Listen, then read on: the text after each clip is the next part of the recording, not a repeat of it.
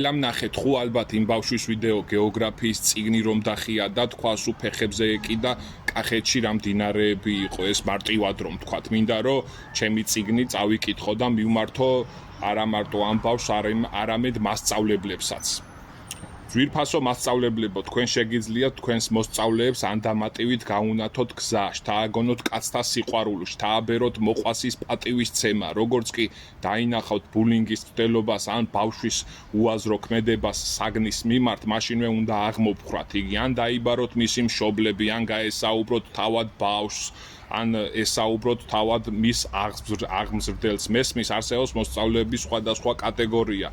ზოგს სწავლა ეზარება, ზოგს გაკვეთილი არ აინტერესებს, ზოგი მოჩხუბარია, ზოგი ცელქია.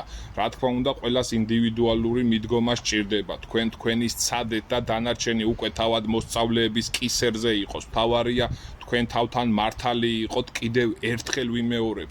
მე არავის ჭკუას არ ვასწავლი, უბრალოდ ჩემი განვლილი ცხოვრების გამოცდილებას გიზიარებ. დანარჩენი უკვე თქვენზეა. როგორ გააგრძელებთ მოსწავლეებთან მიდგობას, თქვენ საქმეში ცხვირის ჩაყოფას აღარ ვაპირებთ. და მაინც თუ მიწყენ, გიპასუხებთ ჩვენი ღირსეული წინაპრის კონსტანტინე გამსახურდიას სიტყვებით, რომელიც მან თავისავე რომანში დავით აღმაშენებელი წარმოთქვა, როცა მოყვასი შენს საქმეს დაიწყებს რაიმე სანამ არ მოათავებს, არ უნდა განიკითხო იგი. ეგეც იცოდე, მხოლოდ ოფოფი შეიცნობა თავითა, ხოლო ჭეშმარიტი საქმე ბოლოთი.